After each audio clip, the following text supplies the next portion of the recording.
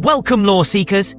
Today, we journey deep into the twisting labyrinth of the Underdark and chaos of wild magic, to explore the history and influence of Malyk, the Dark Mage.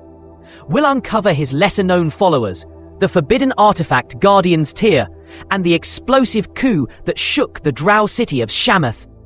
Buckle up for arcane revelations and political intrigue. Let's begin with Malyk himself. Unlike most gods, Malyk was originally a powerful Drow lich who lived beneath the Dale lands. He became a Demipower in 1358 DR, during the legendary Time of Troubles. This era of divine chaos saw mortals ascend, gods fall, and great shifts in the very fabric of magic across Faerun. Malyk's portfolio centers around chaos, rebellion, and most notably, wild magic.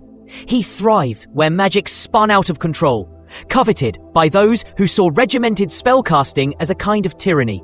Malyk's symbol is a multi-hued vortex, embodying the unpredictable, explosive energy he stirs in magic users. Unlike many deities, Malyk's worshippers weren't organized priests, but a handful of wild mages. He especially favored those persecuted by their own societies, outcasts among the Drow, derro, or even mind flayers who stoked the fires of arcane rebellion. His blessings were rare, but granted the power to spread chaos in the weave. Malyk's ascension is inextricably tied to the aftermath of Nistra's first death. Seizing a region of wild magic beneath Castle Crag, he stole a piece of Nistra's divine essence. With this power, he established his realm in Pandemonium, drawing worship from his rebellious mage followers. Throughout the Underdark, Malyk's presence manifested not only through wild mages, but also in strange magical phenomena. Most notable are the Wiz Shades, incorporeal beings born from magical backlashes. There is speculation these unsettling phantoms sometimes serve as Malyk's avatars or messengers. Wiz Shades appear as swirling, colourful vortexes with ghostly, wizardly visages. They're both whimsical and capricious, known for baffling displays of magic and nonsensical riddles. Wiz Shades are drawn to powerful artifacts, wild magic zones, and the lingering aftermath of magical disasters, often annoying spellcasters on a win. Every Wiz Shade is equal in power, but they rank themselves by colour, from violet through to red. The longer they exist, the higher their standing. They can't physically attack, but are nearly immune to harm, except through magical means. Their very nature reflects Malyk's chaotic sphere. Let's take a detour into the origins of wild magic itself. Wild magic is arcane energy in its most untamed state, a force of pure entropy, pushing back against order and control. It's notoriously unpredictable, resulting in chaotic surges, random spell effects, and even dead magic zones where spellcasting simply fizzles. Wild mages are those rare, brave, or mad enough to draw upon this power directly. Some are sorcerers, magic floods their blood from birth, while others are wizards, driven to study and channel wild magic's chaos firsthand. Their spells can backfire, explode, or reshape reality in ways none can predict, not even the caster. Most arcane users see wild magic as a curse, but wild mages treat it as an opportunity for boundless potential. They believe attempts to codify and chain magic ultimately fail. Embracing chaos provides greater strength and sometimes disaster. Wild mages thrive in wild magic zones, but even they don't always survive their own experiments. Among Malyk's most fervent and unpredictable followers in the Underdark are the derro.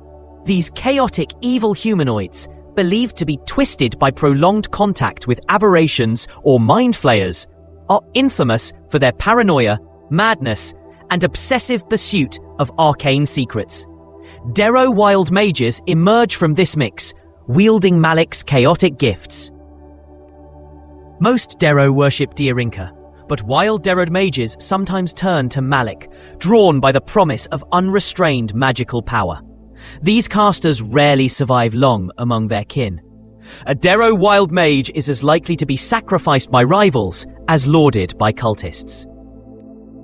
Not all of Malyk's followers are mortal. Alhoons, mind flayers who have achieved a twisted form of lichdom, are among his strangest supplicants. Illithids who pursue arcane power betray their own kind, inevitably becoming outcasts. Those with the talent for wild magic are rare, but highly sought after as Malyk's agents of chaos. Alhoon wild mages are doubly shunned. First for embracing arcane magic in a culture that prizes psionics. Then for their unpredictable use of wild magic itself. Their potent combination of psionics, wizardry, and undead resilience makes them a terrifying force in wild magic-rich regions, and valuable, if unstable, allies to the cult of Malyk.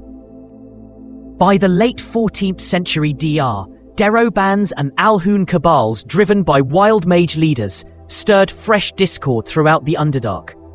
These groups frequently clashed with Drow, Durga, and even rival mind flayers, their allegiance to Malyk marking them as both dangerous and unpredictable. Let's now return to the Time of Troubles, a watershed moment for magic, and for Malyk. When the gods were forced into mortal avatars, Mystra's death at Helm's Hand atop the celestial stairway sundered the weave, creating wild magic zones and warping magic throughout Faerun. The moment also spawned one of the realm's most dangerous artifacts, the Guardian's Tear.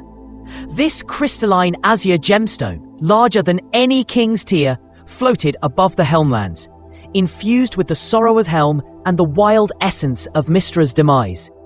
It rotated slowly, immune to mundane harm, suffused with chaotic magical energy. Anyone gazing into the Guardian's Tear saw the death of Mystra from Helm's perspective, endlessly replayed. The artifact radiated an unstable aura. Within a 1-mile radius, all magic became wildly unpredictable or failed outright. Each day at midnight, bubbles of wild or dead magic expanded out to up to 30 miles from the Tear. The Guardian's Tear could not be divinely detected or moved by magic. It resisted all magical attempts at control. Only mundane means could transport it. The Tear's existence was a closely kept secret, as it represented both a monument to Helm's regret and an unmatched source of chaotic energy, ideal for agents of Malyk. After the Time of Troubles, an elite adventuring company retrieved the Tear from the Helmlands, only to be ambushed by Drow wild mages from the cult of Malyk. These zealots stole the artifact, vanishing into the Underdark where their true goal was revealed: to wield the Tear as a weapon against the authorities of Shamath. Now, what makes Shamath unique among Drow cities is its wizardly oligarchy. Here, wizards rule, with priestesses of Lolth playing a minor role. Wild magic, however, is strictly forbidden, regarded as dangerously unstable by the ruling conclave. The cult of Malyk, deemed terrorists, set the stage for conflict. Malyk's cult found its opportunity in Shamath's rigid arcane hierarchy. The Guardian's Tear, with its ability to spread wild and dead magic zones, became a centerpiece in a daring coup attempt. The cult, led by the enigmatic Wildstorm, aimed to destabilize the Drow economy and governance by flooding Shamath with magical chaos. During the plot, wild and dead magic bubbles erupted throughout the city as the Tear's power was unleashed. Research was ruined, magical items ceased to function, and enchanted defenses failed. The Conclave, in a rare display of unity, responded ruthlessly, banishing Malyk's cult and expelling the Guardian's Tear from the city. The coup failed, but its aftermath left permanent scars. Rogue wild magic zones and pockets of dead magic still disrupt Shamath, haunting unsuspecting mages and endangering years of magical experimentation. The cult of Malyk faded into the shadows, but whispers of the Tear's influence remain, a warning to those who would impose order on chaos. The fate of the Guardian's Tear is shrouded in mystery. Rumors suggest it was taken deeper into the Underdark, perhaps hidden or used by splinter sects of Malyk's cult. Some claim its auras drift aimlessly, planting seeds of chaos beneath the surface, even now, a lasting legacy of the time of troubles. As for Malyk himself, his end was abrupt. Shortly after seizing his newfound divinity, he was destroyed by the god Tempus, who coveted the chaotic magic Malyk embodied. Malyk's followers say he spent his power recklessly, burning brightly, then vanishing into the multicolored maelstrom. But Malyk didn't truly disappear. Talos, the Stormlord, co-opted his identity, using Malyk as an aspect to pursue dominion over wild and destructive magic. This effort was fiercely resisted by Mystra, who perceived the threat to the balance of magic. Talos's plan ultimately faltered as wild magic zones diminished, but the legend persisted. After the Second Sundering, when many deities returned or were reshaped, some sources hint that Malyk may have returned as an independent power, or still lingers as a mask of Talos. The truth is clouded, much like the swirling vortexes of his domain.